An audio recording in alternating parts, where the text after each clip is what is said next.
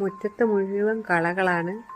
Loan ഏതാ കളയേതാന്ന് മനസ്സിലാവില്ല, അത്രയും പുല്ലുകൾ നിറഞ്ഞിട്ടുണ്ട്.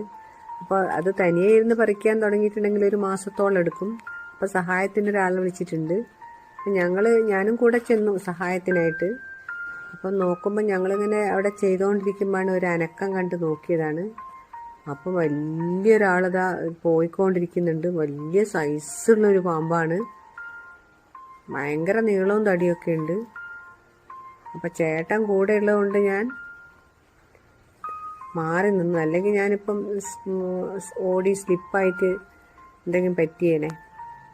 അപ്പം ആള് അങ്ങനെ മെല്ലെ ചെടിയുടെ ഇടയിൽ കൂടി തന്നെ പോവുകയാണ്.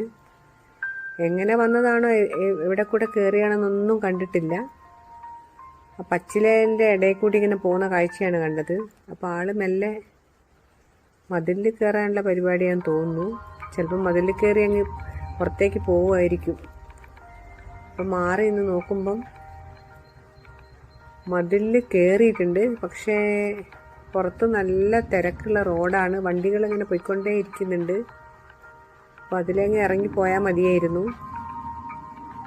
അപ്പോൾ കുറച്ച് കഴിഞ്ഞപ്പം നല്ല വെയിറ്റുള്ള സംഭവമാണ്.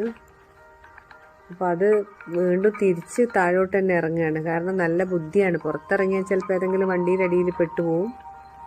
അപ്പോൾ ആൾ തിരിച്ച് താഴേക്ക് തന്നെ ഇറങ്ങി.